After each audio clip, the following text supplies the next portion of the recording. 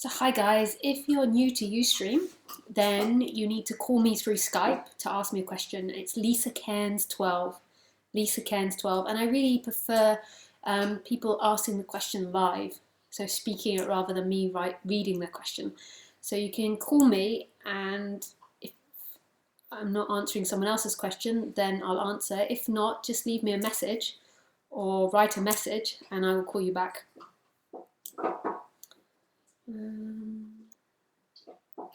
If you want to come to a retreat, then I'm doing a retreat in 3 weeks in Mosaic. Just have to look on my website. I think it's the 26th, I think. Let me just look. Of August for 4 days. Events. The 26th till August the 30th. And you can find that on my website. If you want to see me in Italy, then that's the 4th to the 6th of September. And in Ireland, Dublin, 19th to 20th of September. And in Ibiza, the 1st to the 5th of October. And I have no more events listed, but I will put more on there. There's more to come, but I just haven't done it yet.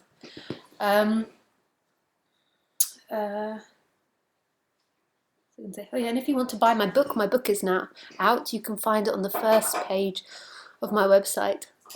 It's called For the Love of Being. I didn't write it, it's transcribed talks, so somebody transcribed the talks, and I think they did a really, really beautiful job.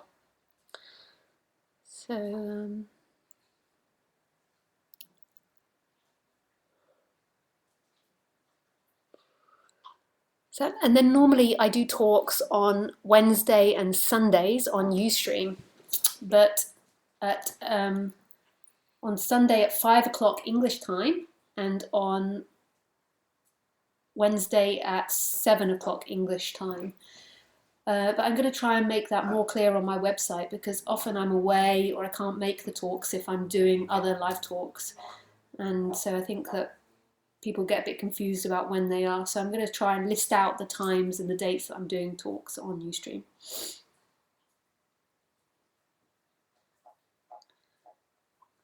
So please check my website for that. And my website is just my name.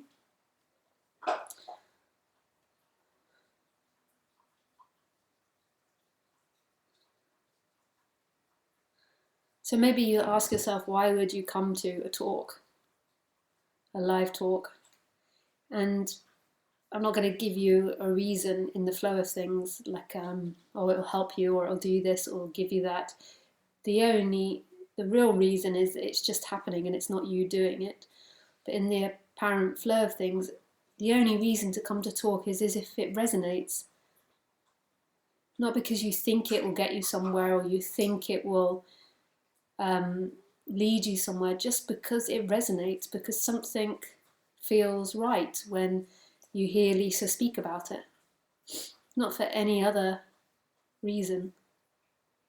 And also, of course, to give Lisa your money, because when you're on Ustream, you don't pay me for it, although you're more than welcome to donate for these talks.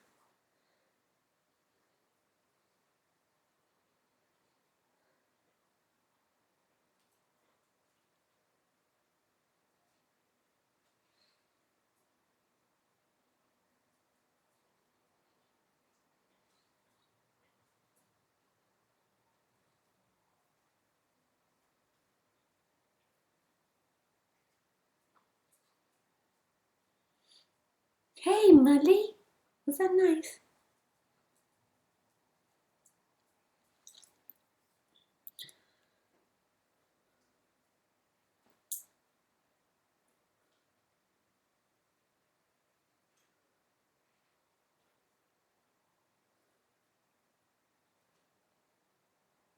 Roman says, and you come to Stan's for the free wine. I'm not much of a drinker, so just give me one glass of wine and I'm drunk. So I don't know if free wine is much of an enticement for me. It's like when you go for all you can eat meals. It never works for me.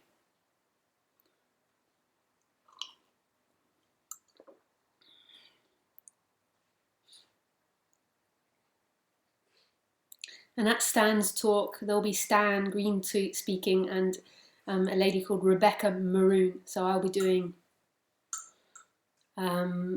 2 talks a day, and then Stan will be doing a talk 2 evenings, and Rebecca will be doing a talk.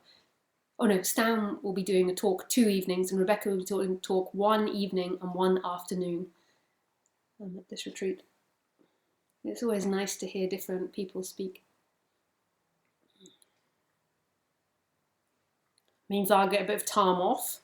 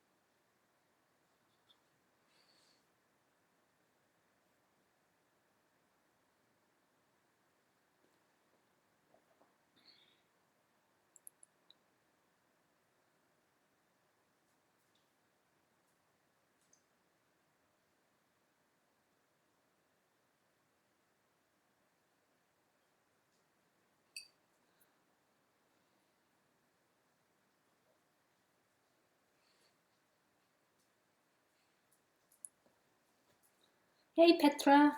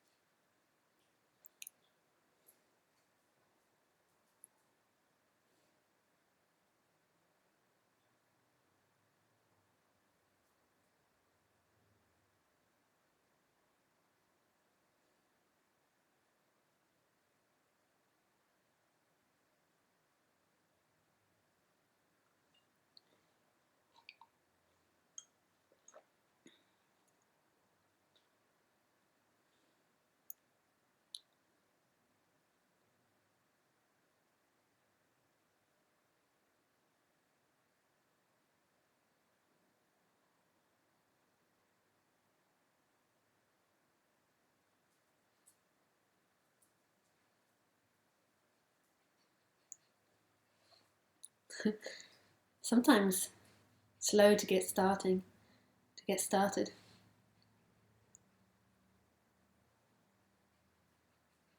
I never think about non-duality, or rarely think about non-duality during the day. We'll talk about it. Maybe when I'm with Paul. Most of the time it's just life happening, just what's happening.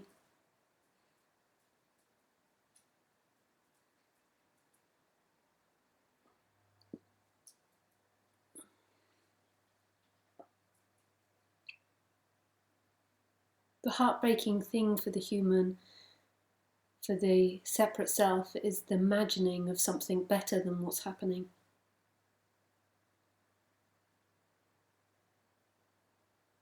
We got told, though, if you imagine something better, you can create something better. You can make a better world. You can make a better life for yourself if you imagine high. And you can imagine those talks they give you at school about imagining the world and never settling for anything less. Imagining getting the whole world.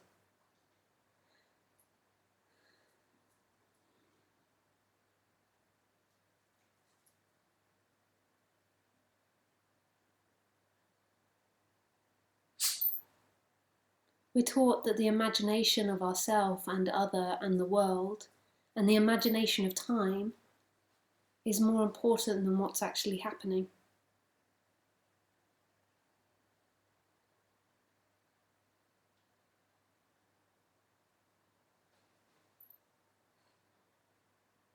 The skill that the human has in order to help it survive better,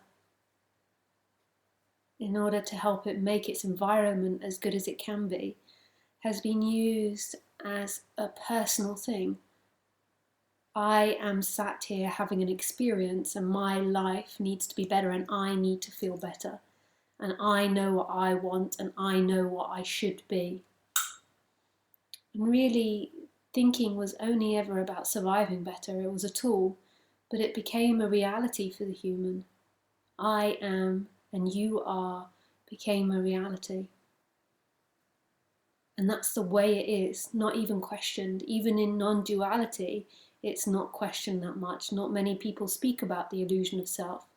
Most people speak and say you are consciousness or you are oneness, and most speakers don't talk about the negative. Actually, you're not a thing, you're not anything, and yet everything simultaneously. Not one thing, yet everything.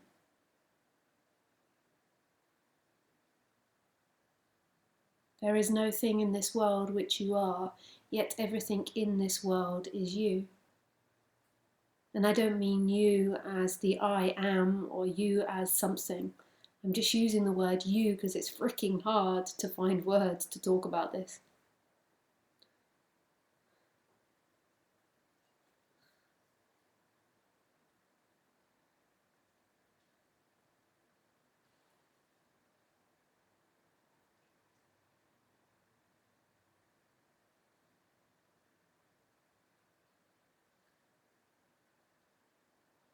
This is the most beautiful subject there is, but not for a person, not for the human.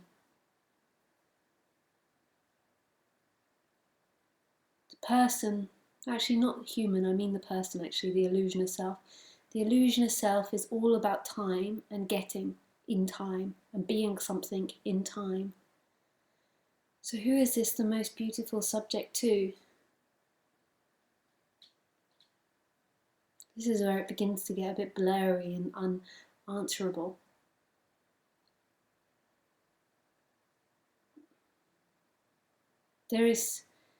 Life has always been totally free. What is has only always been totally free. And what is the experiencer. And when this begins to be talked about,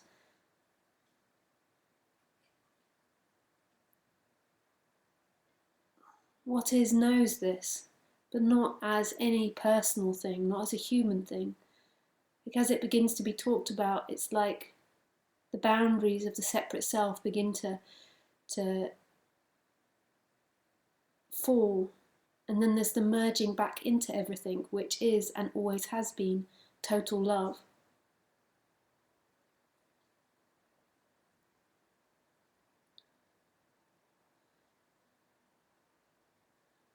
And what is has been playing a trick on itself. And the whole time it's felt, and the whole time it's been playing the game of being somebody separate from everything else, separate from what is. I am somebody experiencing what is. And then it seems to be when this is pointed to or talked about, there's a merging back into that, and that is known. There is always boundless freedom, and what is always totally free. It's never affected by anything. And it is, and it isn't simultaneously. It's happening and not happening. It exists and it doesn't exist.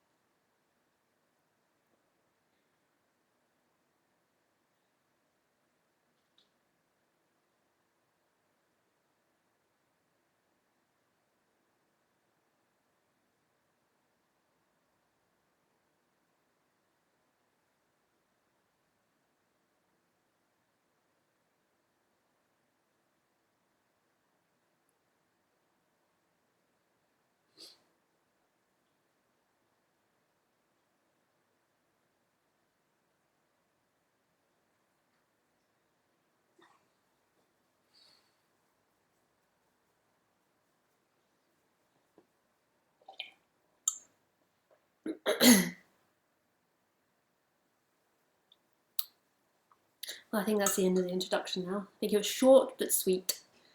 So if anyone has any questions, then please call away. Hi, Nikhil. Hey, Isabel.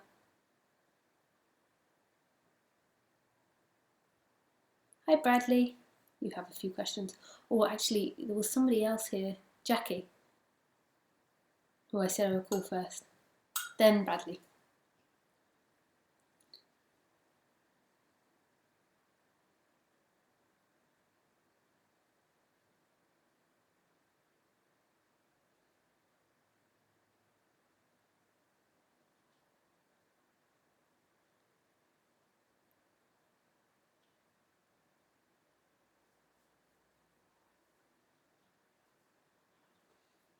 No, Jackie is not there.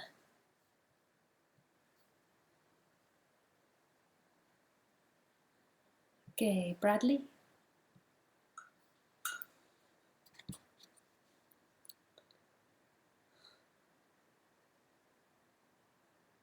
Hey, Isabel.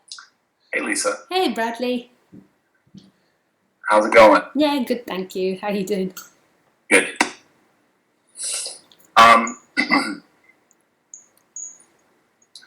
So we're nothing and everything. And does one just until the drop, which I can't have any say in or any control over, does one just do what happens? Yeah, there's no prescription to this because this already is. I mean, even the idea of it dropping is still a false notion because everything is intrinsically free always. So right now it might feel like you're stopping at the body and that you're inside the body, but actually there is total boundlessness. And this speaking isn't happening to anyone. I'm not speaking to you in time. You in time is peering in this. Actually, the experiencer is not a thing and not moving, yet moving at the same time. So it's kind of a massive contradiction because in one way, in order to talk about this, I have to talk about some form of change. But the change idea really is a hindrance because really there's always total freedom. And even though Bradley might be having a like feeling like he's trapped inside there, or that he's experiencing it. It's always total freedom. This is always boundlessness or nothingness expressing itself. Even if it feels like it's expressing itself to you, Bradley, that's still nobody and nothing. That's still total silence appearing as sound.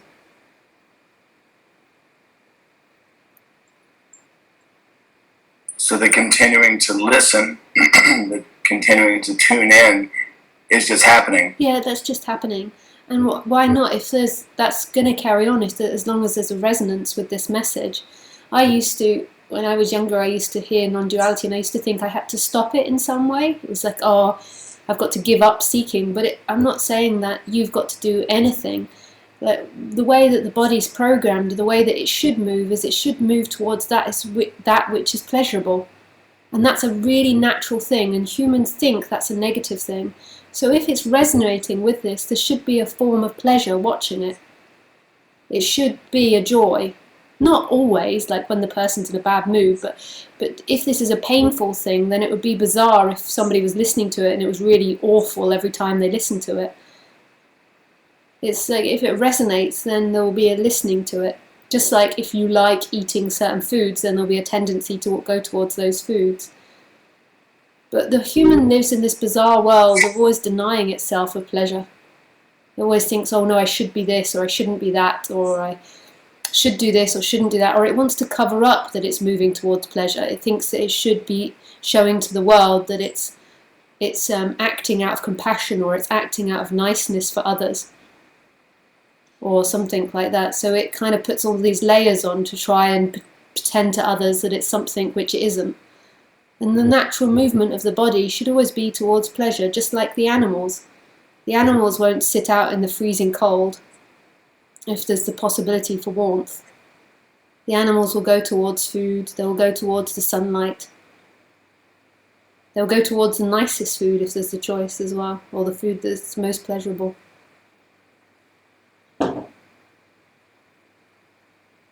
So if this resonates, then I presume there will be a side effect in the body. Side effect, as in like the body will experience pleasure, so there will be wanting to listen to it. You can see me as well, Bradley? Yeah. You just revealed yourself. It's like the little thing of Skype goes poop. Right.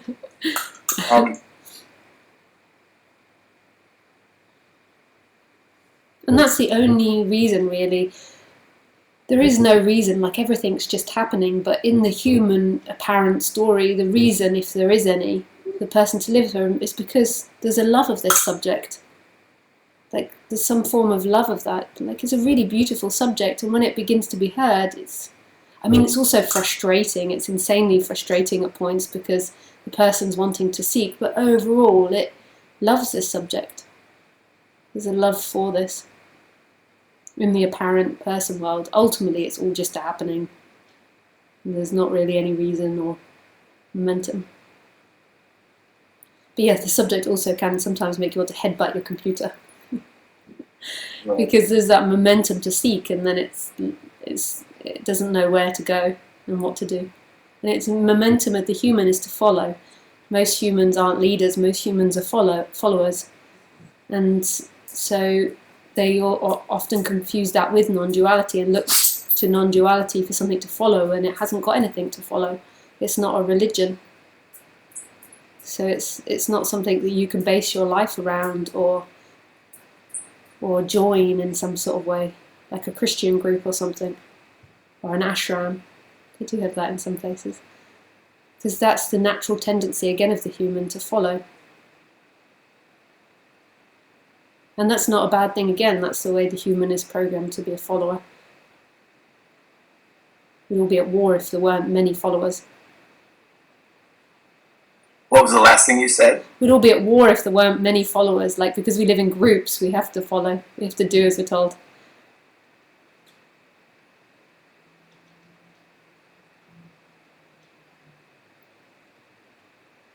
That's why you often find non-duality, which does give something to follow, is more successful because that's more relaxing for the person, because that's what it's used to. The natural tendency of the human is to follow, and then it has something which it can follow, and it thinks, okay, in day 3 I'll get this, in 2 months I'll get that, in 2 years I'll get this. But really, non-duality is about the celebration of this, and it's got nothing to do with time. It's the celebration of what's happening. It's the remembering of the freedom that's always here and not bound on time, and not bound on something. And how do you mean celebration only is just isness, right? Yeah. Kind of, it's not like You celebrating, although the human might want to celebrate, like the side effect might be celebrate good times, but the very appearance of it is a celebration in all its colours, all of it. It's only the human that likes and doesn't like it and finds it disgusting and cruel and beautiful.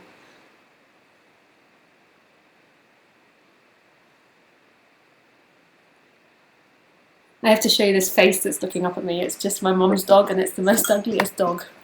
Is it? Yeah, Muttley? Yeah, Muttley. Look, Muttley! Is she the one that's hard of hearing as well? Yeah, she's hard and she's a bit blind. She's nearly 16. Me and my mum had to take her to the vet yesterday to have her anals done. Have you ever done that for a dog? Disgusting. Present for the anals? Actually, I didn't. I left. The vet and my mum did it. I decided to leave. I was meant to be helping, but then I walked off. I was like, no thanks. What? So the vets have you do your own? No, you have to hold your dog. Oh. Well, he, Okay. digs around. Nice. I know. And so it was just happening that Lisa left. Then just left. Just walked off. So I guess, I don't need to be here for this.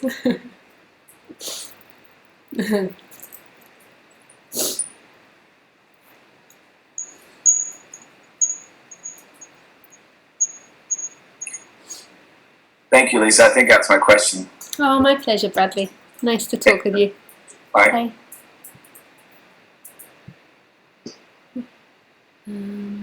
Okay, back to Jackie.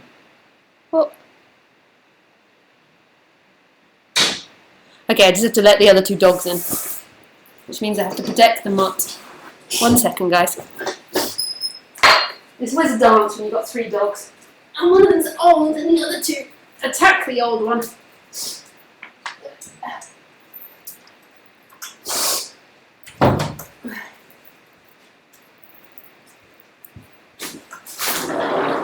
Come on then.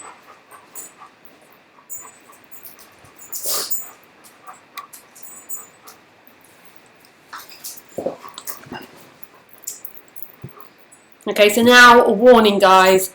The big dog with the big bark is near the computer. So if you haven't listened to my other talks before, sometimes I look after my mum's dog, this one, and my God, is his bark loud. Ooh la la la la. And if you're wearing earplugs, it's a little painful when he barks.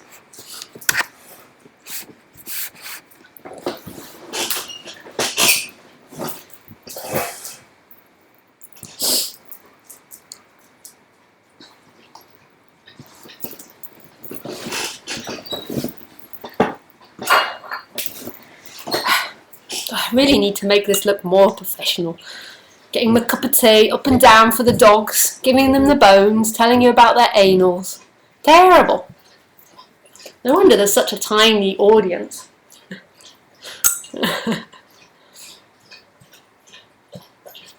Okay.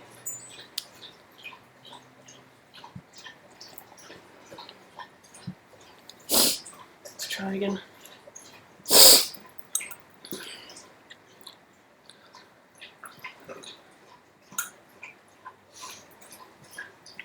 Lisa? Hey, Jackie!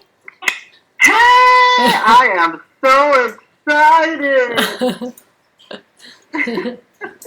For real! Did you manage to get the Ustream to work? No, I didn't. I was trying, but I don't know what I'm doing wrong. But I'm just so glad to hear your voice, girl. You stream, me stream. This is kind of new for me, and I I was just listening to you. You know how it's hard to talk about non-duality. Not hard. You might have used another word. Can you see me? No, I can't see you. Uh-oh, let me see. Can you... Hello? Hi. Oh, but your voice is now louder. I can hear you better. Okay, let me see. There we go. It's coming on now. Hey! Uh-oh, I'm looking a little crazy. So listen, I got so many questions for you. So we'll just cut it short, but thank God I finally got through to you. And speaking of God, is there such a thing? I mean, listening, like I said, this is very new to me, but I'm really gravitating to it. Yeah. As a 64-year-old Miami Wow. woman. You don't look 64. You've got very good skin. Thank you. 6 children, 15 grandchildren, girl. In this, Wow. no, wait, what you put it? In this, nothing happening. In this, I've been pretty busy. But anyway, I'm not going to take up too much time. But, okay, I hear you say, I had to kind of write some things down because so much stuff was flooding through my head. Yeah. I hear you say it just is. No right, no wrong, etc., etc. In the world of the human, I mean, we have our rules of what's right and wrong, but ultimately there's no right and wrong. Like, life isn't affected by the actions of the human. But in the human world, we have it's not appropriate to beat up your neighbor, and so we have it relatively. But so I can't go next door and beat up my neighbor. But ultimately, it never affects life. Nothing ever is affected. It's and ultimately nothing's happening. But it seems to be. It seems to be. And in the human experience, we seem to have time. We seem to move through time. But it's not a reality. And this isn't a result of time. Time appears in this. And it's a particular experience which comes with a human body. My dog doesn't experience time like the human body experiences time. It's very particular to this machine or this functioning. Right. And I do hear you mention your dog a lot of times, your dog and children when we were children, but as I'm not a child now, and I have to be responsible. Well, I don't have to be, but I choose to be responsible to pay bills, etc., etc. And that kind of leads into what one of my questions was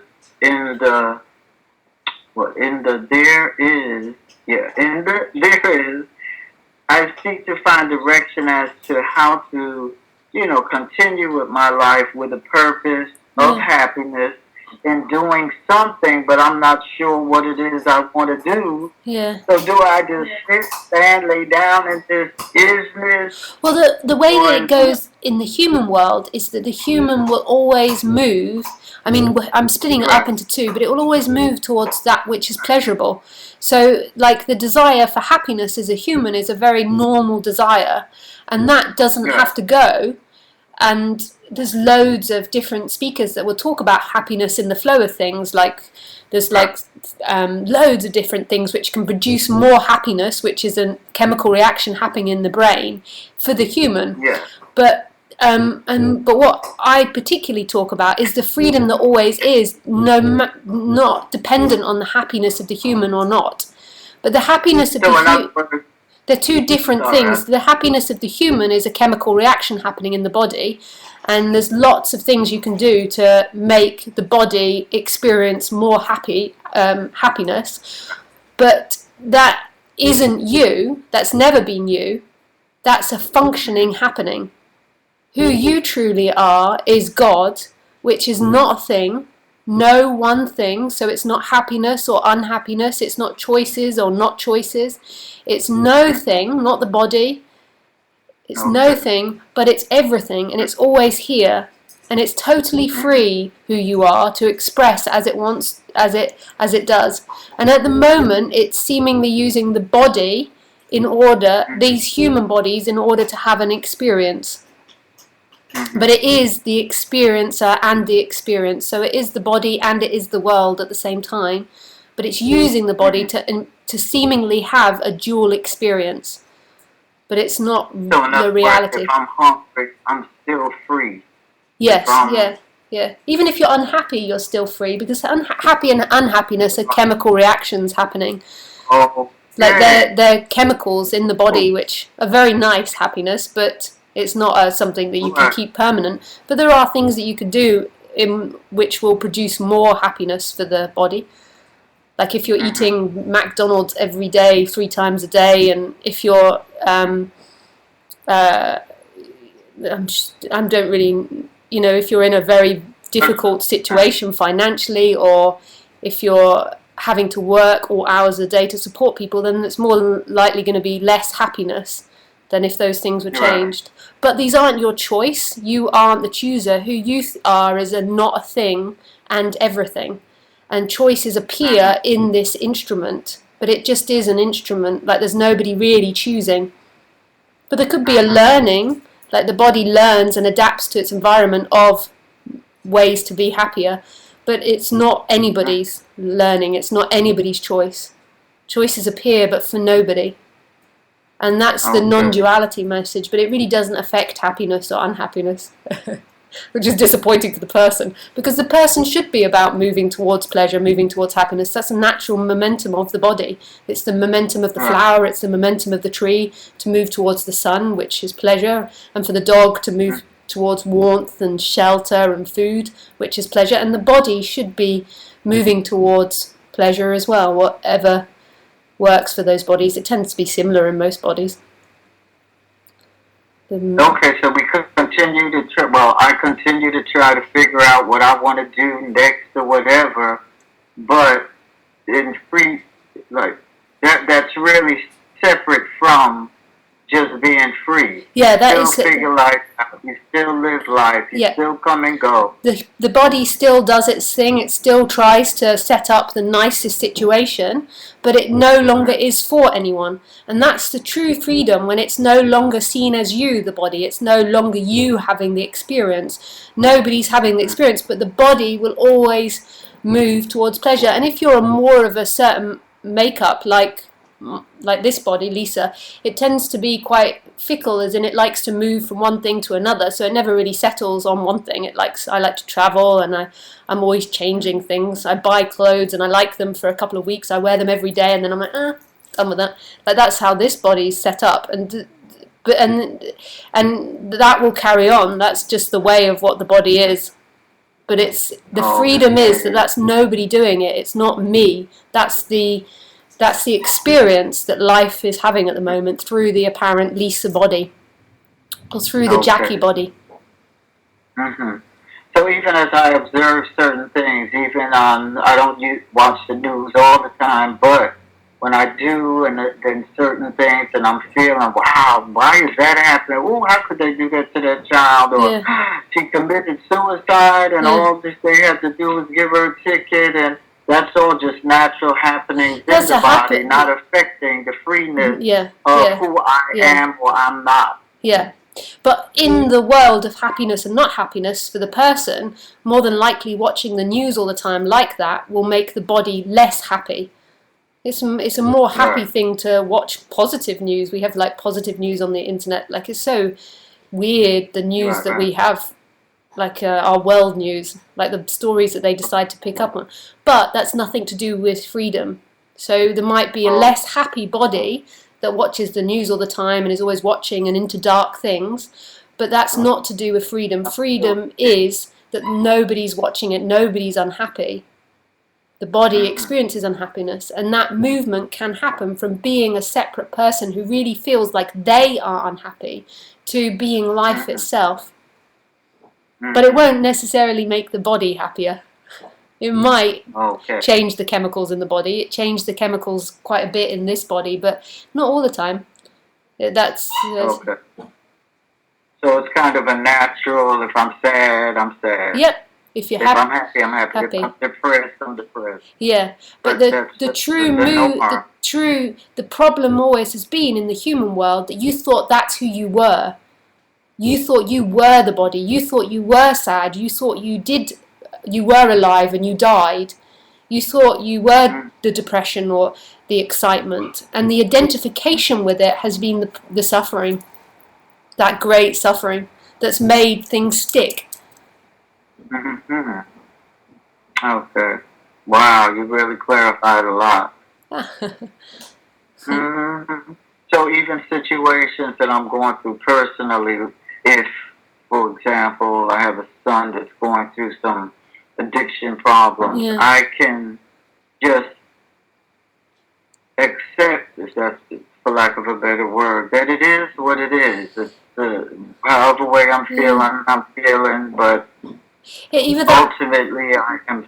you are free, yeah, and that will happen, the acceptance or resistance, and whichever happens, it doesn't really affect who you truly are, which is boundlessness, which is beingness. But the most probably the happier way for the human, which isn't to do with non-duality, but the happier way for the human is if the human accepts it's a situation. Because to resist that, you can't change someone's life, and you can't stop your son doing that. Like having had family members that are addicts as well, it's a complicated situation, and it will create. I mean, there's no escaping that pain that it will create. It's painful to watch someone go through that. But who they are and who you are isn't that. Isn't their behavior? Isn't their addiction? Isn't the worried mother or the anxiety? And all of that happens in boundlessness always. The freedom is always right here, that total freedom. But in the world of the human, and a lot of the time in non-duality and waking up, people are trying to find the freedom in the human by not feeling anxiety, not feeling the pain or the worry for the son. But you won't find freedom in that. That's a natural response happening in the body. The freedom is always in boundlessness, in what is. That you aren't any of that, and yet all of it at the same time. Okay. Wow. And then more than likely, the human will begin to relax around that whole situation. Like the human, normally the tendencies when this begins to really be heard of the human relax a lot, but can't guarantee that. Doesn't come with a guarantee. But I'm already feeling lightweight just by you saying what you said. I feel a light. Yeah, it does tend to relax the person, but just it's what the person always gets confused about is it's not the freedom isn't a personal thing. The human is how the human is. The freedom is always here. And so where that type of freedom can't really be explained, right? No, it's just a type of freedom that you just, it's like a knowing. Yeah, and it's always been that way. You've never been, the experiencer has never been the human in time.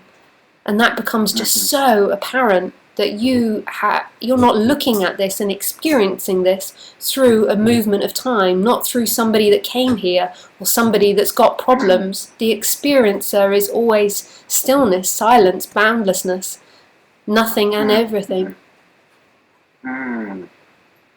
Thank you so much, Lisa. My pleasure, Jackie, and hopefully one day you can get onto Ustream. That would be nice. Okay, darling, but this was well. All right, I'll talk to you again soon. Thanks, Jackie. But I can call you on Skype at any time, right? Yeah, if I'm here, and you can call me during Ustream, and if I'm here, you can call me as well.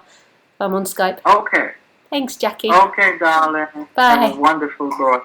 Bye-bye.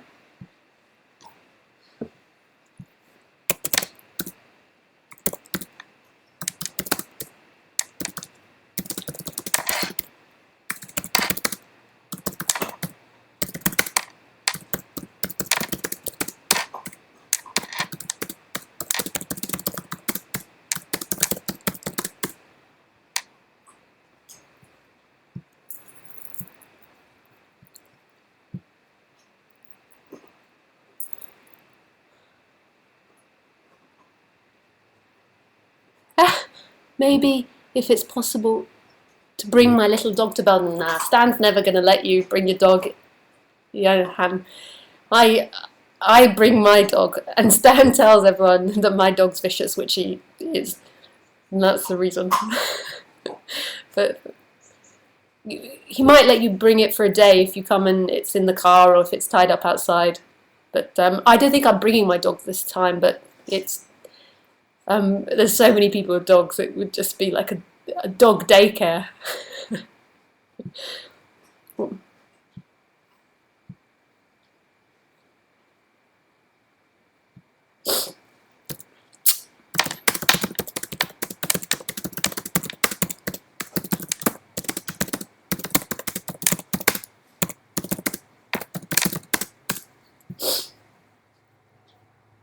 Hey Phyllis. Hey Beth.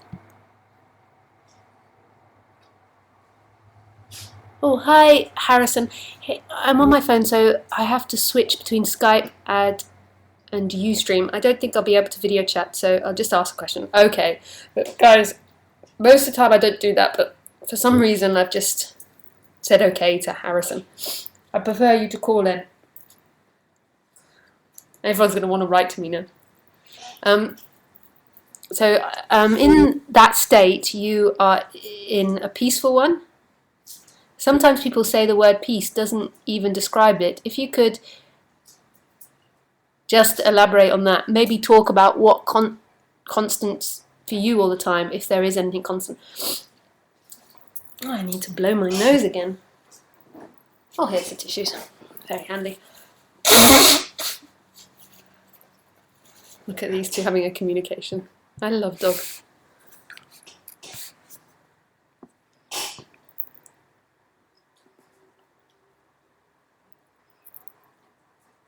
Very sweet. We were watching you have a communication with Cassidy, not with me. Yeah, everyone's. I know I've just said she's vicious. She's not really vicious. She's a feral dog. She gets on with dogs. She's a feral dog, and she just sometimes has a few issues. I make her sound worse than she is. So sometimes if it's a weak little dog that's overly dominant, she'll fight with it. But most of the time she's fine. But there's even a bone over there, and they're fine. Actually, they're actually negotiating. Cassidy wants to pass her, and she's standing there, and there's a bone there, so he can't pass without her permission. So they're just, and then she's now wanting to play. They're so cute. Oh yeah, sorry, I was answering someone's question. It's a particular passion of mine, non-duality, and watching dog behaviour. I find it very funny watching dogs. Oh, sorry. In that state, you're a peaceful one. Sometimes people say the word peace doesn't even describe it. If you could just elaborate on that. Maybe talk about what's constant for you all the time, if there's anything constant. Well, this isn't a state. A state implies something in this world. It implies a state of peace, or it implies something in this world, in the flow of things.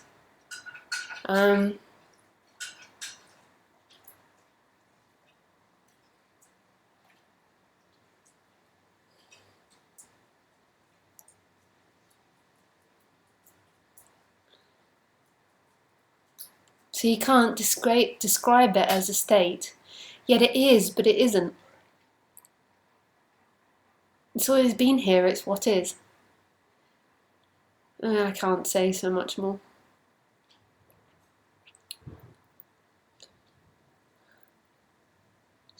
Elango. I will call you in a bit, Elango. I'm just going to finish the questions of everyone else, because once we start talking Elango, nobody else gets a question. So, I will call you back, Elango.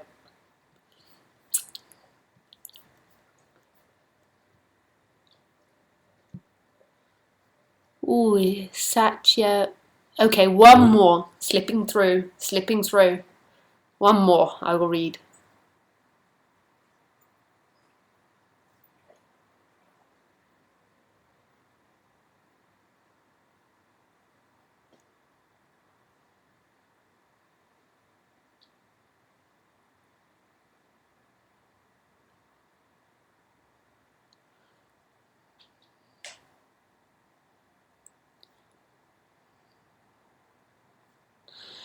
Lisa has had some kind of insight experience which gives you the wider non-dual experience, but surely that experience is embodied in you, i.e. you had the experience, not me. Also, if you're in love, you feel happy if your lover leaves. You do not, you do then not really feel unhappy because you can see through the whole play. Call it what you will. You seem happy, which is good.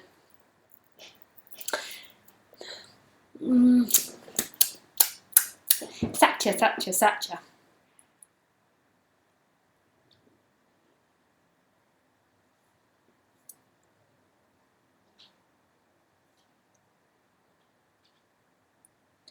No, Lisa, the body, has experiences of happiness, sadness, joy, disappointment, anger, peace.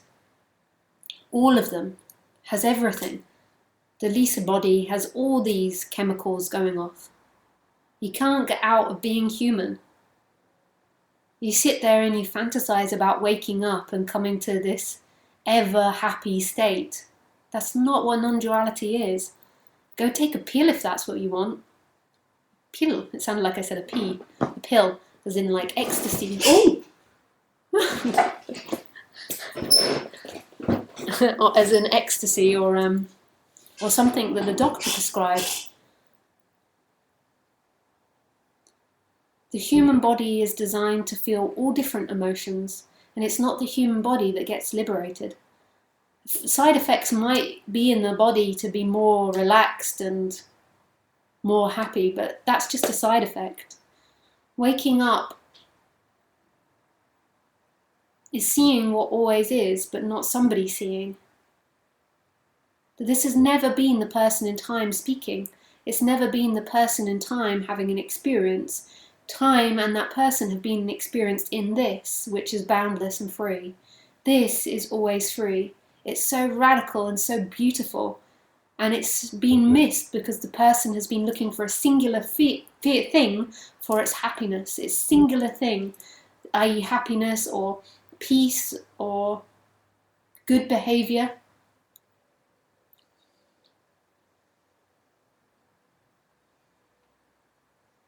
Trust me, this body feels anxiety if Khaleesi escapes the lead. Khaleesi's my dog, on a road, escapes the collar. She has a tiny head and a big fat neck, and so sometimes the collar comes off, and then suddenly she's in the middle of the road like ha ha ha ha. There is anxiety here. Or if a couple of times, although this doesn't happen anymore because Lisa has what's the right word? She's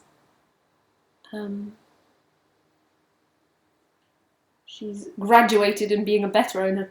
A couple of times Khaleesi got into a sheep field and chased the sheep.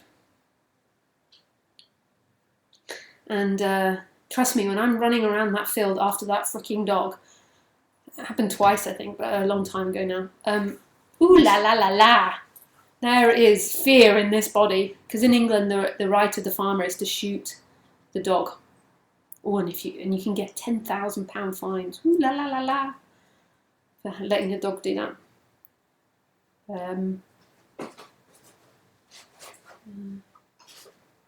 This Khaleesi is a great object that creates a varied emotions and feelings.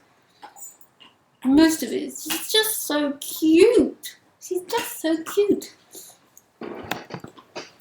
And if you think that enlightenment is just being happy or just being peaceful, then you'll never find enlightenment. It's impossible. That is not the way the human body is designed. It is not the way the human body is designed. The human body is designed to have lots of different experiences, lots of different chemical reactions happening. It's designed to think and to get angry and to be happy and to have orgasms and to enjoy the sunlight and to dislike the rain. All the time. Although I'm not that keen on showers. I much prefer a bath to a shower.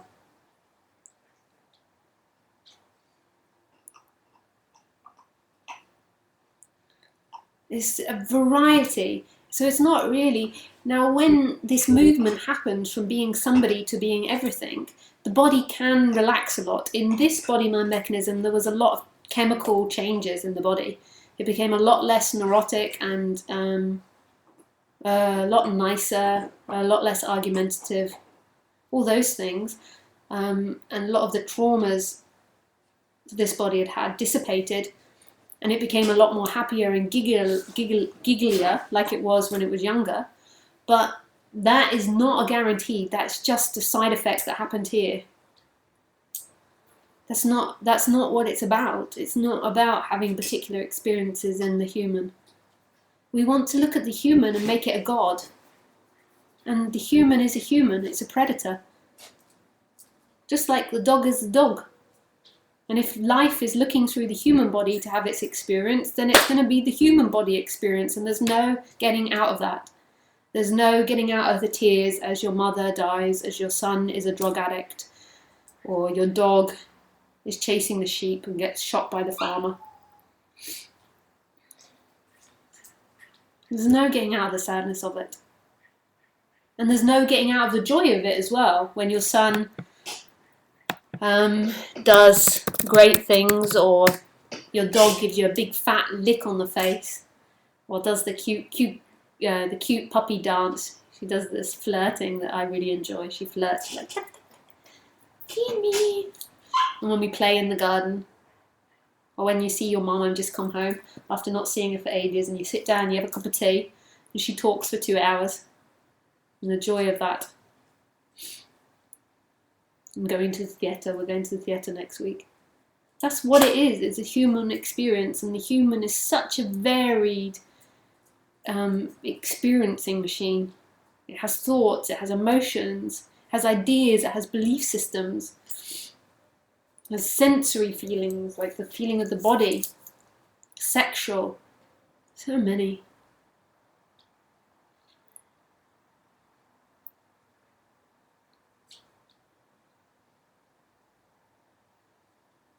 Eats, I love eating.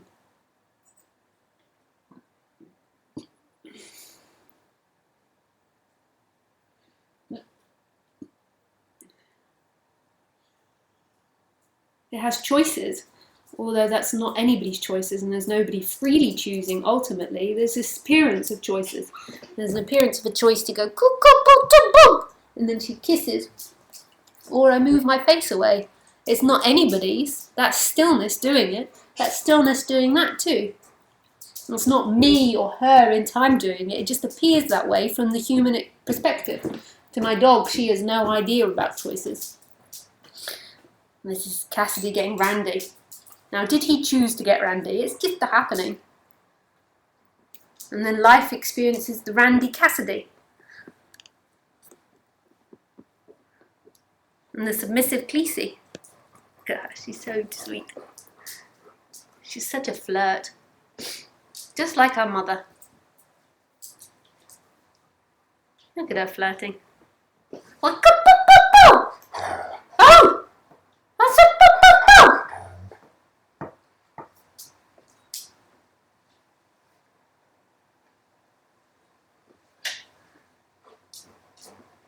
And the tree is like the tree. Oh.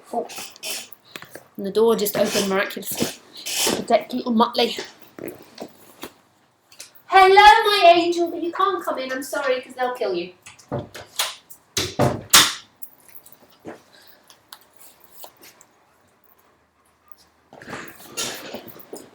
And this top is just like this top. This top's got to be this top. And these jeans have got to be these jeans. And they've got to behave like a jean. They can't step out of behaving like a jean. And that's not how this miraculous dance plays. Everything plays its part. The jean is the jean, the chair is the chair, and the human is the human. But then we look at enlightenment and we think we can get out of being a human. And most people spend a lifetime looking for this enlightenment in a human experience, in being ever blissful. And sometimes that's got to, and then there's bliss for a year, and then they think they've lost the bliss.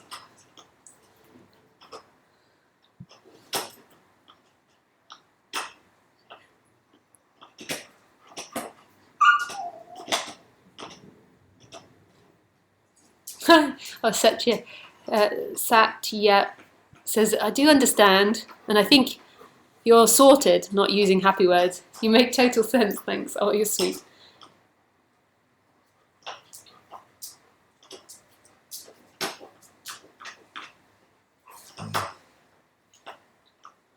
Your Lisa experience gives you the wider perspective, so you understand.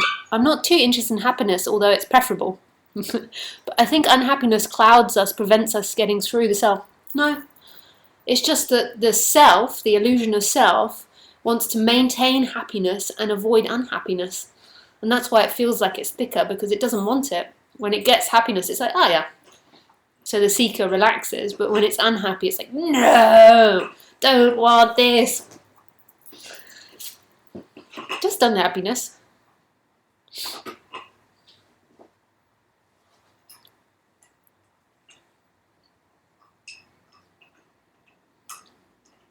It's so funny, this Lisa body-mind mechanism. If you knew, like, I don't want to ever come across as this perfect human body-mind mechanism that's enlightened.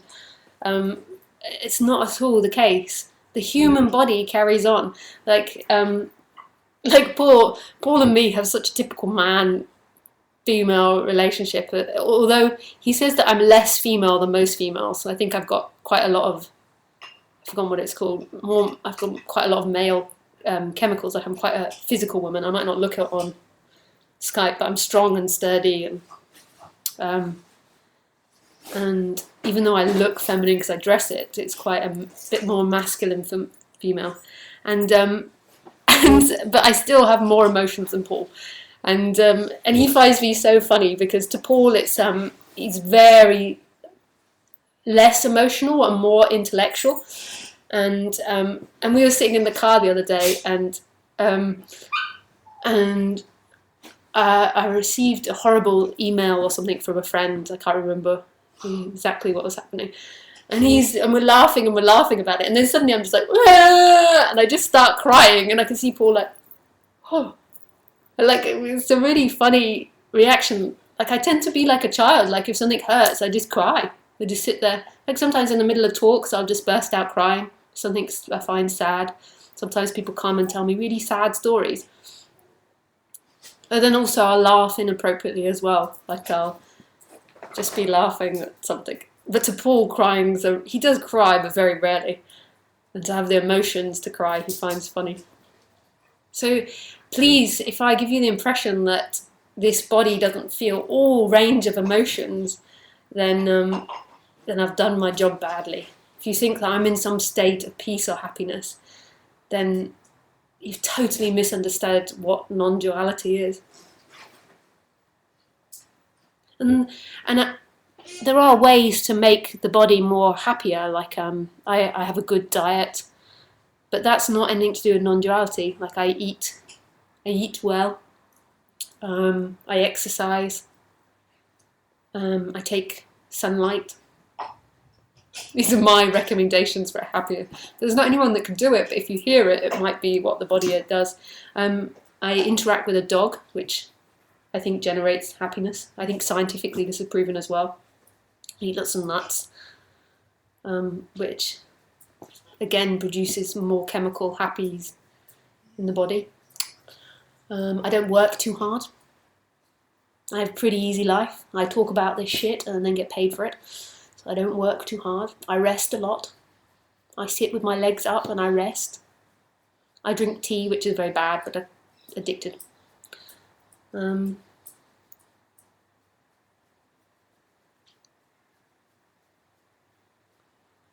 don't have high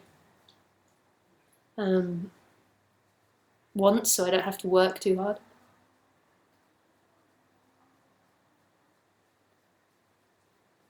I have lots of sex with my boyfriend. I think that produces happiness as well. That produces more happy chemicals in the body.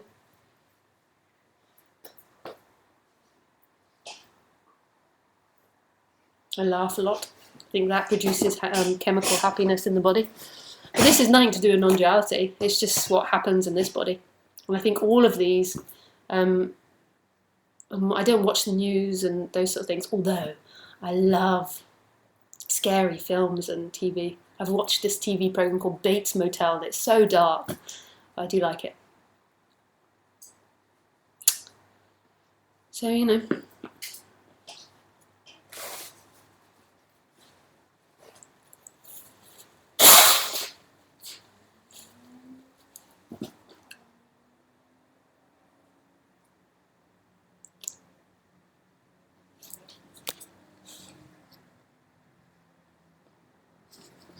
Isabel says, please call before Elango. Sure, Isabel. I've been talking shite for a little while now. Be good to get a non-dual question.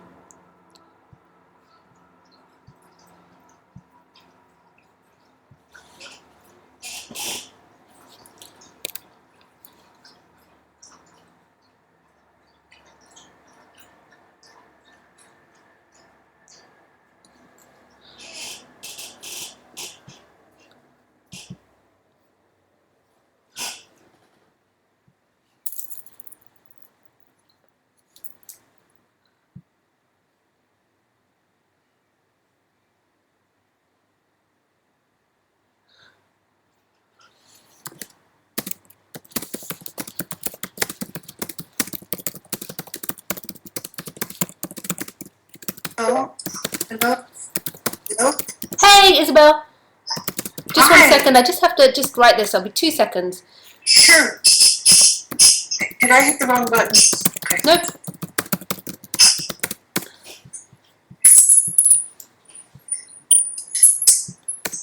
Okay, Isabel. Here we go. Ta-da! Oh, do you see me? Yeah, I see you too. And your kitchen. Hey, Isabel, it's been a long time no see. Yeah. Is that time? Okay. So I'm going to turn this one off so I don't get confused. Okay, there. Oh my God, it's really one-on-one. In real time? In real time? Well, I think so. Am I coming Yes. across together in one piece? Sometimes Skype makes the body slower than the words.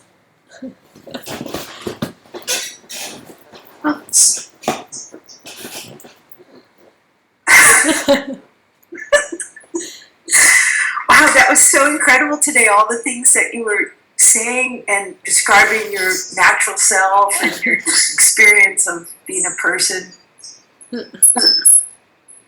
Yeah, me and Paul have been talking about this recently, so it might have brought it up about how in non-duality, he went to this book conference of non-duality speakers, and how in non-duality everyone's trying to be the perfect human. Like they think that the human gets enlightened, so they then try to present a perfect human that's all enlightened and spiritual and wearing white clothes and always grinning. And that, to me and Paul, isn't what non-duality is about, but to a lot of people that is non-duality, and then there's this presentation of it. And we always find it really amusing. We come across as the bad people because we're doing just the normal human things, and that's not the acceptable thing a lot of the time in non-duality conferences. Isn't that crazy? It doesn't make sense that there would be this like facade of, you know, It does to me. Me and Paul have been talking about this the last couple of days because he had to go to this conference in Holland about publishing.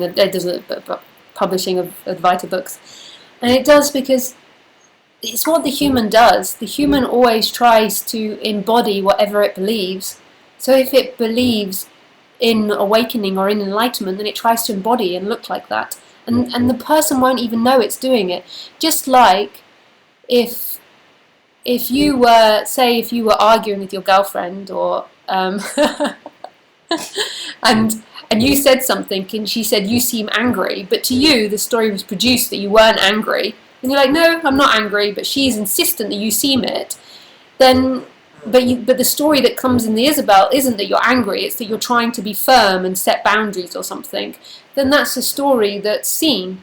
And so if with these other non-duality speakers, if they believe in enlightenment, and they believe enlightenment looks a certain way, then that's the reality for them. And you can't even question it. And so to them, they're enlightened and they know what enlightenment looks like, and they define what is and what isn't. And to a lot of people, being enlightened means not being human, not having sexuality, not having emotions, not having feelings, always being peaceful, always being relaxed, always being compassionate or kind. And then and that's mostly, not even in non-duality, but in the spiritual world, that's what enlightenment is. And it feels deep down, though, they must feel a struggle because they're trying to be something which they're not. This body is a predator, this body is a hunter, this body is designed to survive, it's designed to be a human. And there's nothing wrong with that. The freedom comes with this seeing that the experiencer isn't the body is the experience. The experiencer is not a thing, yet everything is experiencing itself through an apparent body-mind mechanism. And that's the freedom when that is seen, but not by anyone. That this is freedom. What is freedom, and that's always what's been experiencing itself, is what is. But because it's looking through a human body, and because there's been this claiming mechanism that's happened of that's who I am, then this separation, this divide's appeared.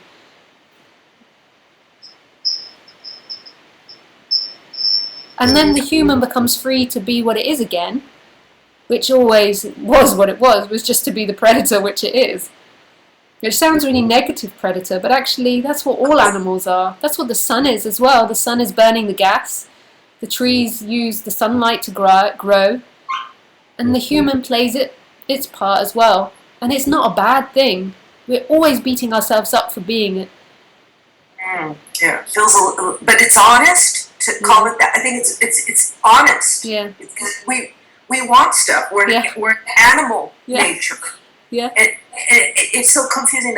I like that term, claiming mechanism, but the claiming mechanism of this, there's a misconception because it feels bad that I'm a claiming mechanism and that I'm a predator, but I'm not. No. But you've been taught that you've been bad because the most successful game in the human world has to be in denial of that and to pretend that it's a nice person. So like the way that the human's set up is to seek and to get. Then it identifies with it, so it makes the games really, really important that getting is the only thing that life is about. But it also, the clever game for the human is to pretend it's nice and to pretend it's not trying to get all these things. And we approve of that. We appreciate that. We're like, oh, we like women that don't chase men for money, and we like this, and it's all, we're in total denial of what we are. We like men that aren't about sex, that aren't just wanting women for sex. And it's not just sex. There's also there can be this other connection that happens. But we're always trying to. Paul loves sex. We're always trying to say what we're not. We're trying to be this nice person because that makes the game better. We're approved by society if we pull off this nice person a lot of the time. Society appreciates it and goes, oh yeah, they're a nice person. And then you do better in the game, but it's such effort to be all these things. And then you really believe that you are this nice person that's always got to be a nice person, always got to do things for others. And then this identity really strangles itself. And then as there's less identification with it, then the human just goes back to being a normal human. It moves towards pleasure, tries to avoid pain. And that's a normal human being. But that is painful, to move toward pleasure and move away from pain. That movement towards pleasure and away from pain creates incredible extra pain. No. Only when there's identification with it. Only when there's identification that pleasure is happiness and pain is unhappiness. I wouldn't know anything different than the identification. But if your foot is caught in a trap, then it's important that you move to solve that. If your foot is in, you walked into an animal trap or something and it's bleeding, then that's important. Or if there's a emotional pain because somebody's screaming at you all the time, then the body will move away from this. It's really natural. But the identification with that game, that is who you are, is when the suffering begins. And then the only thing that becomes important is making sure you get pleasure at all times. And if you haven't got pleasure, then you're a failure as a human being. That's the suffering, the identification. But who you are has always been life, and life is totally free. Life never is born or dies. It never changes. Yet the things seem to, the appearances seem to change. Just like in the TV, the colours change and give the appearance that things are happening and moving. But there's never really anything happening. There's just colours changing, giving the appearance that a film's happening. All the same colours, just played in different ways. You'd think that the human would see through it pretty quickly because it's not that many colours. But it's still entertained. Oh, yeah. Does it look funny to you that everybody is so hypnotized by this delusion? It does. The human, the side effect does seem to be a lot of humour. Even if I'm crying about something, I tend to find it quite funny as well. Because it's just also, I mean, the detail is hilarious. Just look, my dog loves doing this. She's going to stop it now. So if I tickle her bottom, she, look, waggles her leg. It's so funny. I find this endlessly amusing. She's dancing. But also when you cry, so if you're sad, the fact that tears come out of our eyes and we all pull these faces, and I mean, the detail of this dream is quite something. And the feelings that come with it, we get the lump in our throat. So I do find it quite amusing, and I quite like watching humans and their infinite dramas. It might come across as a bit cold sometimes if I'm crying and laughing. I just think it would seem like you would think how dumb we are to not see through it. Yeah, those thoughts arise. But I also think Lisa's dumb as well. No, but we seem super dumb because, like, very, very stupid. Like, you're saying, okay, this is how it is, and I'm listening to you, and it goes. Yeah. I speak English. It's like, wait, break it down. It's just over my comprehension level. Yeah. It's the non-identification Yeah. piece. Yeah. There is a part of that, and the human does keep going back to what it thinks it knows in time. But it's always here, it's always life. Even though it does keep going back to what it knows and keeps going back to what it thinks, like it is always this experiencing itself. Even though it feels like you keep getting deluded and you keep losing yourself, it's always happening in this. It always is this, which is always so free. So it might feel like that. So you're saying even though it feels like I'm getting lost and identified, at the same time that is occurring in a way that it's not occurring at the same time it is occurring? It's happening always in total freedom, and that's always been who's experiencing this. The experiencer has always been boundlessness. It's always been life. What is experiencing itself? And that is untouchable. Things are only touchable, and things don't really exist. It's just like in the film.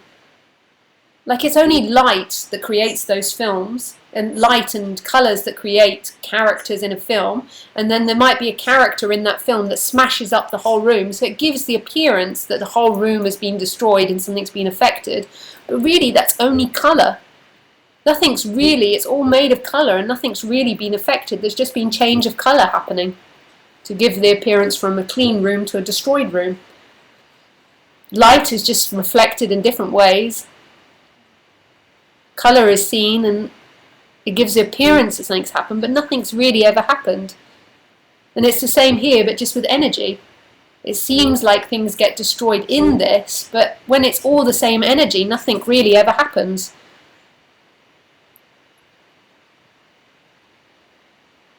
So you could run around now and destroy your beautiful kitchen and pull it to bits, but it's just energy moved in different ways. So it seems like it's been destroyed, all these things, but ultimately all the things are made of the same source, just as in a different formation now.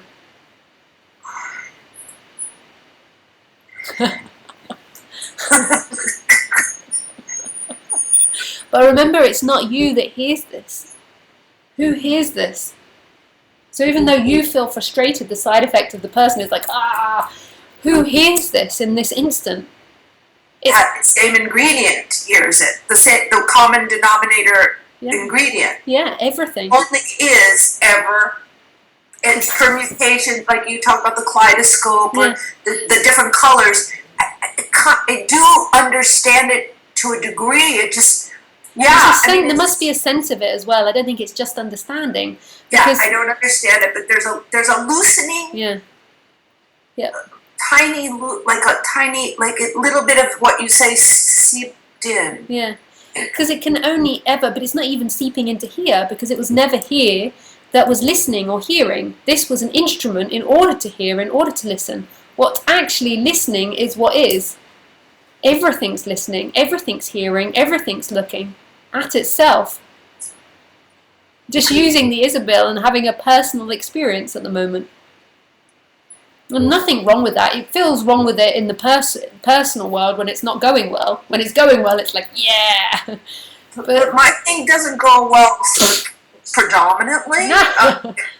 That's what you think. It seems that way. But that seems that way because the brain, the way that the brain registers things, which is crazy, is it registers unhappiness and discomfort more than it registers happiness and freedom. It just does that. I presume it's a survival thing where it needed to register painful, fearful things. So the brain registers that. So it does feel like maybe that it's more overwhelming because that's the way the brain is set up to register. You'll notice when you read people's bios, it often has more trauma in there than it does of happiness. But it's because they remember the trauma, the shocks, the discomfort, the pain. So I wouldn't guarantee that your memory is correct. I think that the memory, remember, is very selective, and if it's used to registering pain, then that's what it does, and then it feels like you have more of an experience of that, and then that makes the personal self more weighty as well, because it's like, oh, I experience more pain than happiness. It's not as if I have any say in the matter. No, there's not even a you there. It just happens. It just appears. Just an instrument playing out. Just like Khaleesi can't help being Khaleesi and can't help showing her teeth when there's a weak, poor dog there that's taking her food or something. Yes, and I like the way you call the human the predator and the way you speak about Khaleesi, because we all know, as dear as she is, adorable she is, that she came from her background was feral. Yeah. So she has these characteristics through no fault of her own. Yeah.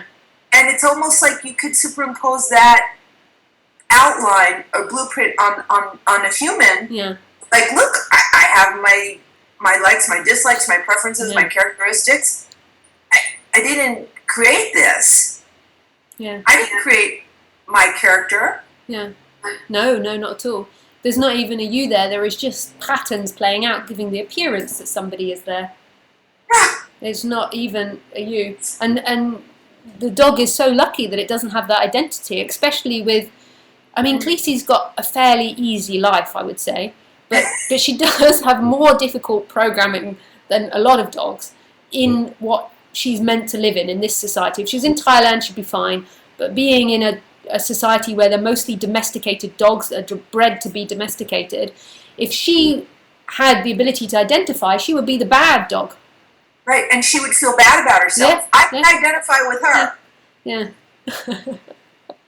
But she doesn't have any identity, so she will flatten my mum's poor old dog. She doesn't bite it, she just flattens it. She gets her chest. She has some weird thing she does, but she just flattens it. She just goes like that, and Muttley's flat. Like a wrestler pinning. Yeah, and then when Muttley's given up fighting and stopped trying to get up, then she gets up. Then she steals her food. But she works with Cassidy, the big dog, as a pack to steal Muttley's food. So she's trying to get the upper hand. Oh yeah, she just wants the food. Assert her dominance. Yeah, and they do it as a pack now. The big dog, the big black dog. She's created a gang. And yeah, she's a gang. Yeah. Because he's also a feral dog as well, so they've got that tendency. My family always rescue dogs, so we always end up with these little nutters. So they gang up on this poor little But she's a monkey as well. Like if she's also a rescue, and she is so greedy, she will steal any food possible. She will do anything to get food. Yeah, Muttley. She's so greedy. That's why she's so fat. So she's a monkey as well. If she could, she would take it from Cassidy and Khaleesi, but she's too small and fat and old. She used to beat up Cassidy, the big dog, and he was afraid of her when she was younger. And she used to hang off his neck. She would chase him around the room and hang off his neck. But now she's too old. She's past it, so she has to submit.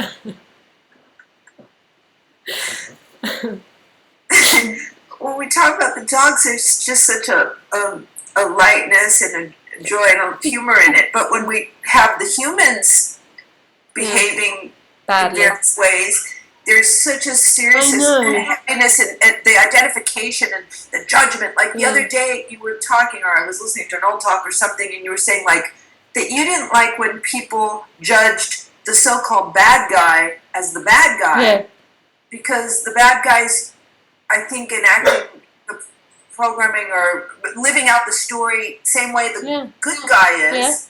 Yeah. He just got the shitty role. Through no fault of his own. No, and this is where humans suffer so much, because they think that the humans have choice and the humans have free will. Then they persecute humans. But all of us laugh at the dog because we're like, she can't help it. Right. She's an imbecile. She can't help it. She's just, and she's got no free will or choice. We've got smarter brains, so we can choose, and then we persecute humans. But humans don't have free will. They're just instruments like the dog. And we fight so much with each other because of this notion of free will. It's like they've done this to me. They didn't really do it to you. They're just a robot that's responding in a certain way. True. It's hurt, so it responds in a certain way.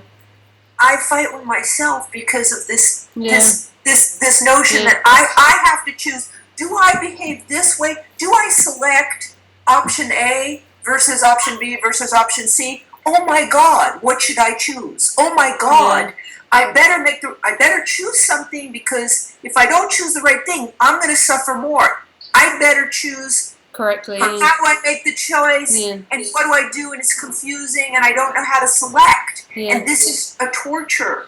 And it's all apparently a total waste. Because and then that game of me trying to think that I have to select A, B, or C. Yeah, it is.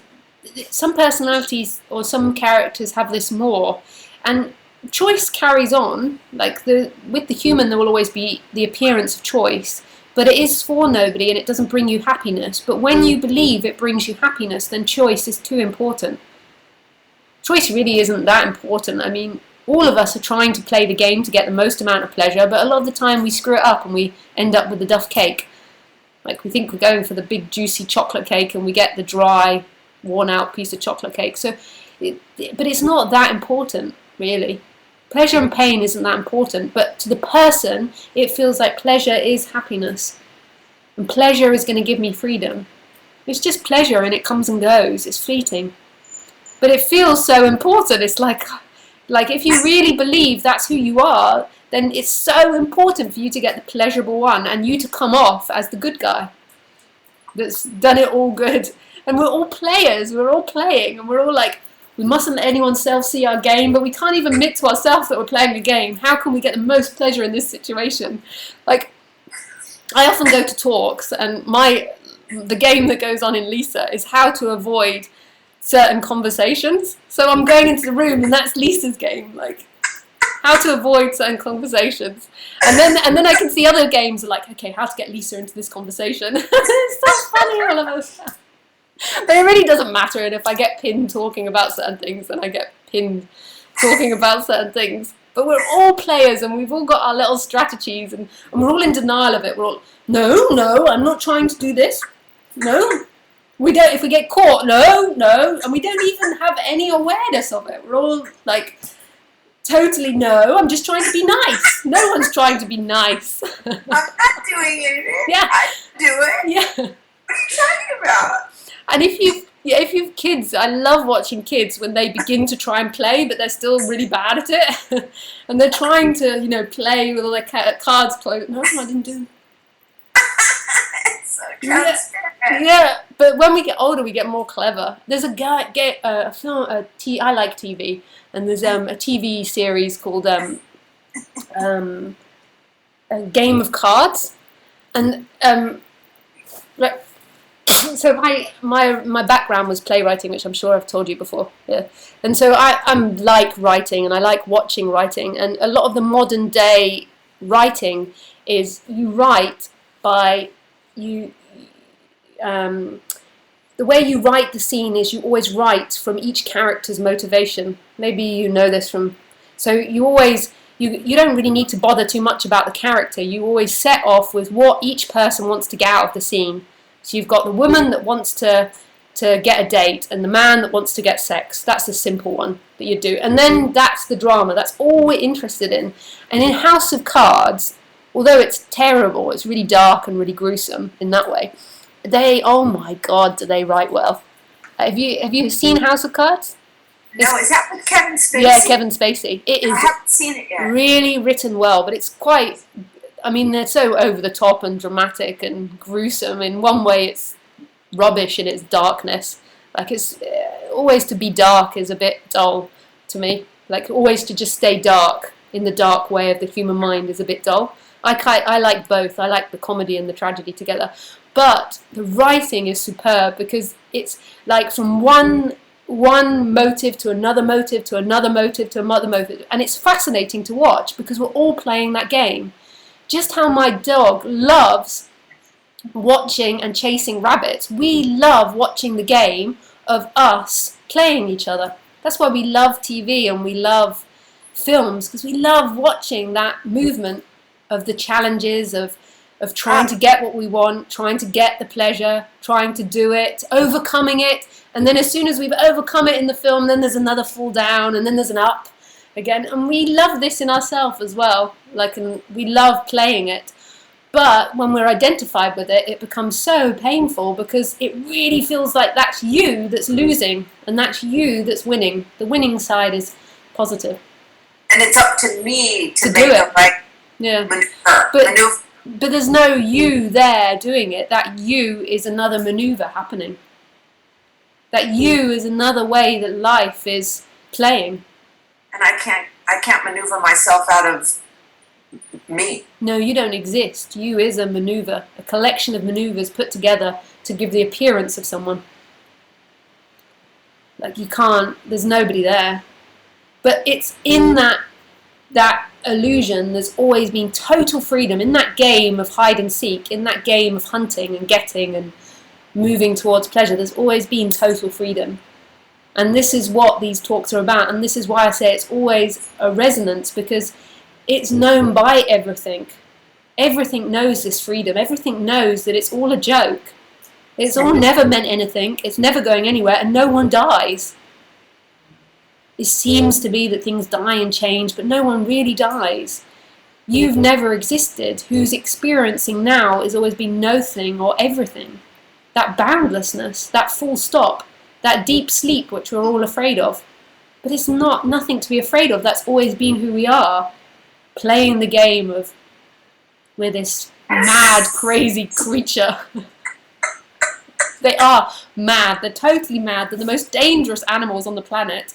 We got the most dangerous predator to play through. Humans. Yeah, most dangerous predator. More than sharks or rhinoceros. Yeah, we're so dangerous. But we're like, we love it when we're playing nice in this game. With our little handbags. Out of machine gun. Yeah, especially if you're in America. Oh God.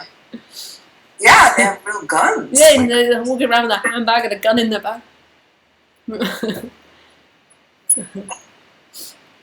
It's so like just bathing in this way the way you speak. It's like bathing in.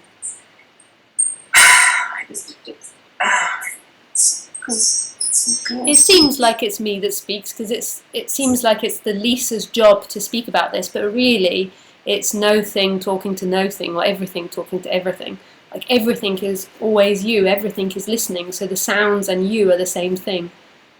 The sound and the hearing of them are the same thing. But it seems to be, because Lisa has that role of being, seems that this body has that role of speaking about it. And there's nothing wrong with saying Lisa is the speaker, but ultimately the sounds, the sights, the feelings are all the same as that which feels it, is that which experiences it.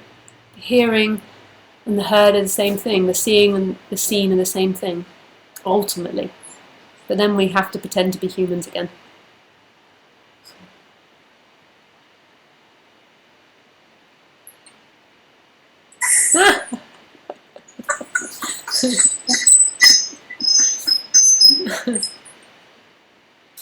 I bet it's hot there now in LA.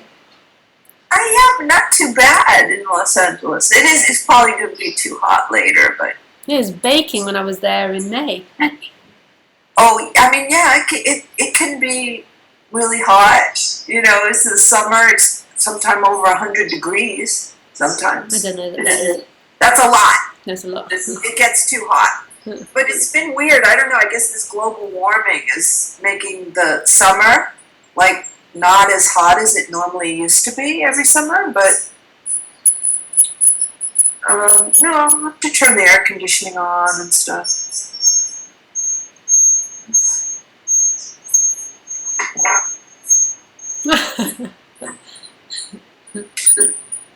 Is it hot there in England, London? Oh no. But you're wearing a beautiful summer dress. Oh no, I'm just wearing jeans and a top. I had a shirt on earlier. It's maybe between 18 and 22 or 3 today. Isn't that crazy? It's so cold. My God. It's quite nice, but it's cold for normal August time in England. It's great that you're there. I like that white chair. It's like This is my dad's chair. My mum and dad are very practical. They have 2 chairs in the room and that's all. So there's my mum's. They're at a party at the moment. I've got to pick them up in a bit. And this is my dad's chair. And then I get to sit on the stool. Unless I beat my dad to it and then I get my dad's chair. Oh, I see. Oh, that's nice. This is just this is the kitchen. You sit in the kitchen and then we got a lounge, but we don't sit in the lounge. It's funny, the English people. But they're leaving, right? Yeah, they leave. No, but not for another week. And then I house sit for them. So I see them for a week and a half first. Very good. Very good. Yeah, they're funny characters. I enjoy seeing them. I'm sure they're happy to see you.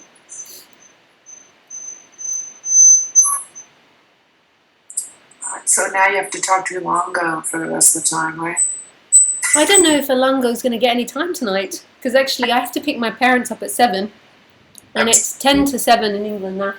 Can I say something about that? Yeah? That inappropriate comment. Very interesting. Always, when you talk to anyone, it's always, of course, very interesting. And I've used the word we when I speak to you. I say, oh, well, when we, but I don't. I use that word like maybe 1 out of 100 times. Usually, when I speak to you, I speak for myself. And I'm going, if you're listening, well, he says we, like as if he's speaking for the whole of humanity when he speaks to you. Oh yeah? I didn't notice. I'll have to question him about it. So he always says, we would like to know. Yeah, but how does he know what the whole of humans are saying to Lisa Cairns? But in a way, he is the whole of humans. All the other people are for whose he's made up. So it's quite cute that he says it. Everybody else is his imagination. Same as you, everybody else. And me. Everybody's always an imagination. That's a sweet way to frame it. But it might be an Indian thing. You never know.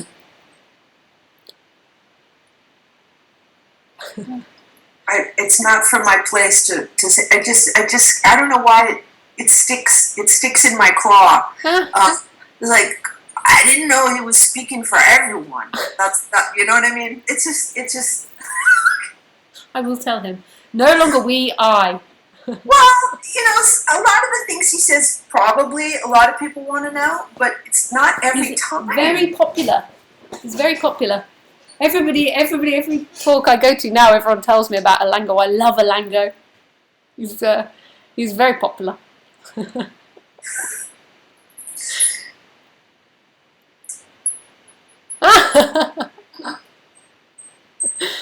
But I insist that when he says we, not necessarily speaking for every human on earth when he talks to you. I'm sorry if it's such a stupid, trivial, embarrassing thing to point. Well, we. Wow, did you hear that? Just like I'm breaking the house. Anyway, I've said it out loud now. Yeah. And I'm sure he'll take it on board. Maybe it's a cultural idiomatic, I don't know, Yeah. syntax. Well, I don't know what that word is. Idiosyncrasm, I know, but I can't even say it. I can't say it either. Anyway, I've said it. That's it. I'm going to try to absorb what you said, which I can't even do, but It's being absorbed.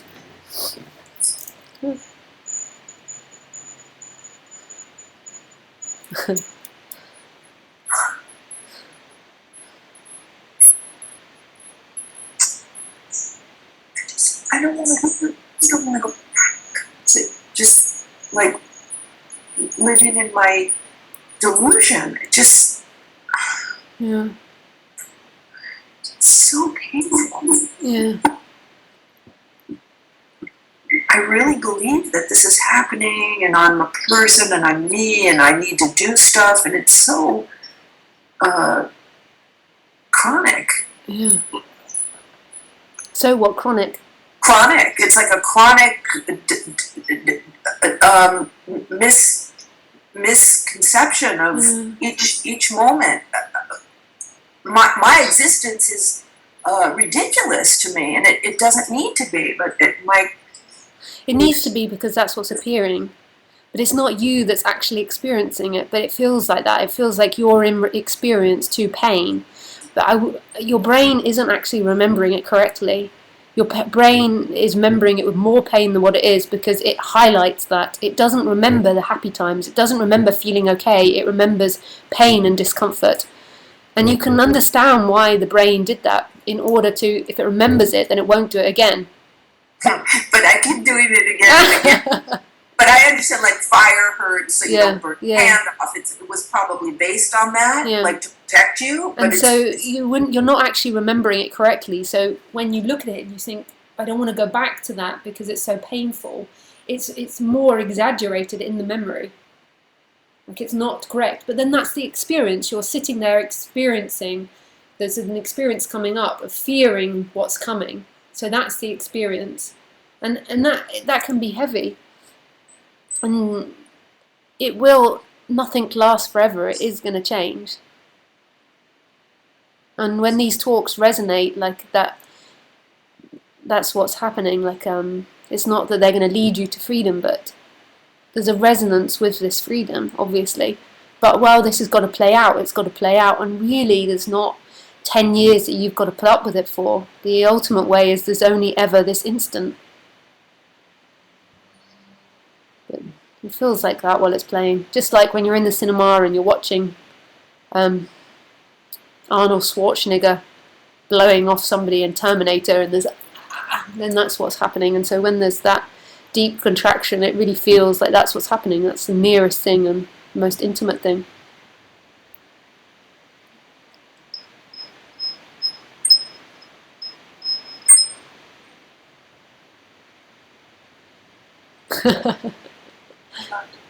Oh, I love you, Isabel. I send you big kisses. Thanks, sweetie. Bye. Bye.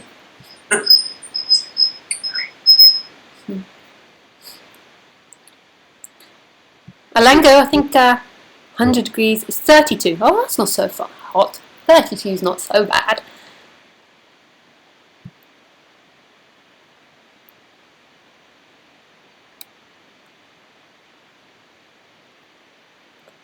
Oh, I'm sorry, Alango. it might be that you don't get time today. I do have to pick up my parents. Oh, I forgot to bring my phone down. Oh, hi, Lewis. Guess where I just went with Paul? It was a surprise. We went to Switzerland. Oh my goodness, Switzerland is so beautiful. I see why you emigrated there. What a beautiful place. And man, are they rich. If I think England's rich, whoo, ooh la la la la. We spent 3 days there. We drove through it. We were at 2 different places, one on a lake and then one in the mountains by this really beautiful stream, but I can't remember the names. But what a beautiful place. Really lovely Switzerland. A lot of money.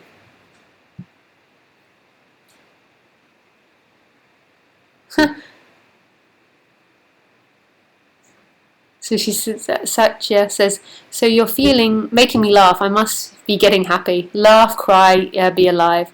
I'm off to Naples, so maybe I'll get the sunshine. Thanks, Lisa. Oh, that's sweet. And sometimes it's funny because people write to me.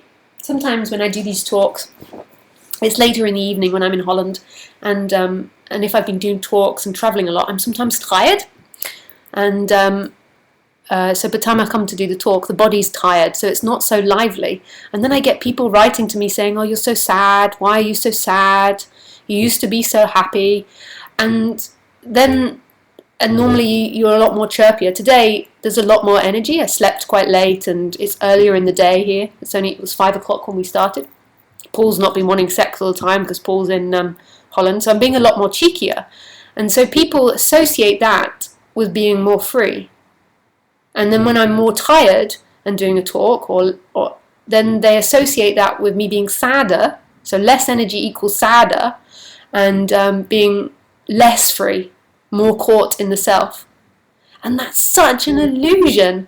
That's not it. It's just the personality, the energy of the body in which it's speaking is a lot more lively today. So you're constantly personifying liberation onto a person.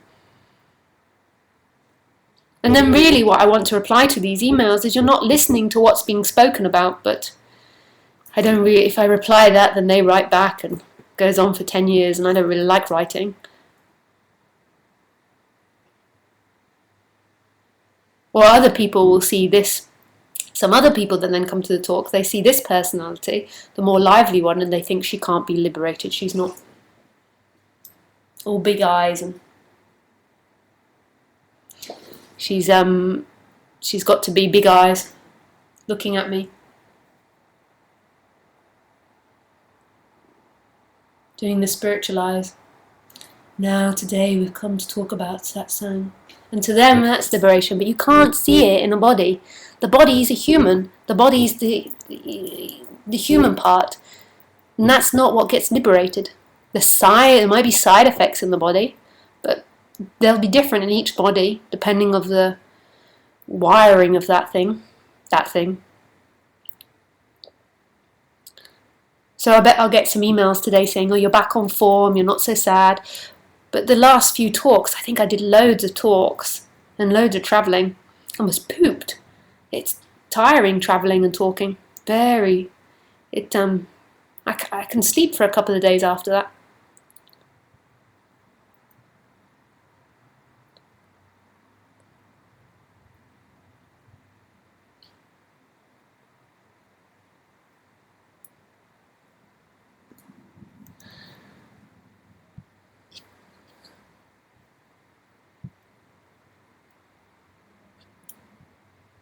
Oh, Lango sent me a picture.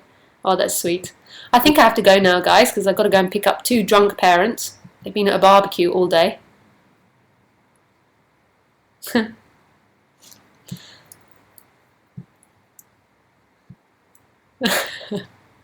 He's very demanding. Julie's laughing. He's very demanding sexually.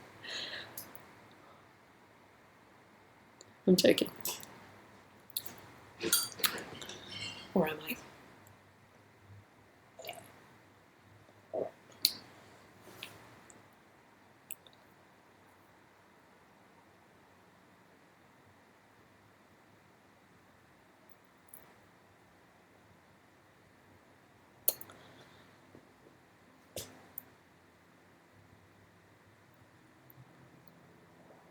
I might actually make the talks a little earlier in Holland, because I do get tired sometimes by 8 o'clock in the evening.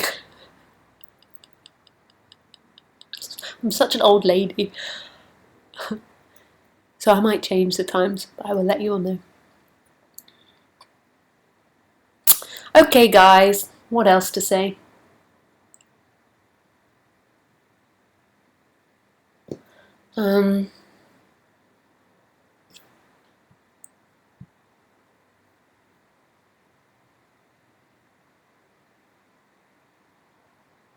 Everything's empty, as Satya. Everything's empty.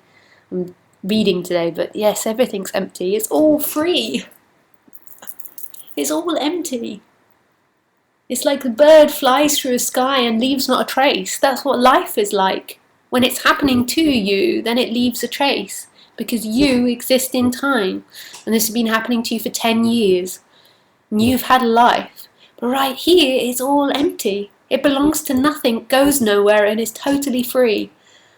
But don't look for that freedom in the human. The human is specifically designed to be a human.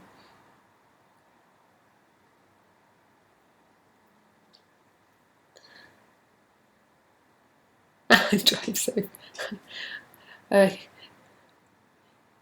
Satya says drive safe, and if you know my driving, I'm a very safe driver, and it's funny when I drive my dad, because I can see he's like, oh, just go, Lisa. He's a Scottish man.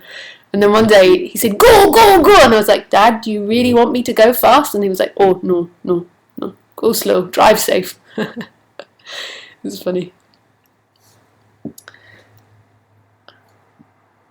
Okay, guys. Thank you. Bye. Oh, and I'll be doing a session on Wednesday this week. I know it's been on and off, but for the next few weeks, I'm in one place, so it should be quite regular. So I'll see you on Wednesday. Bye.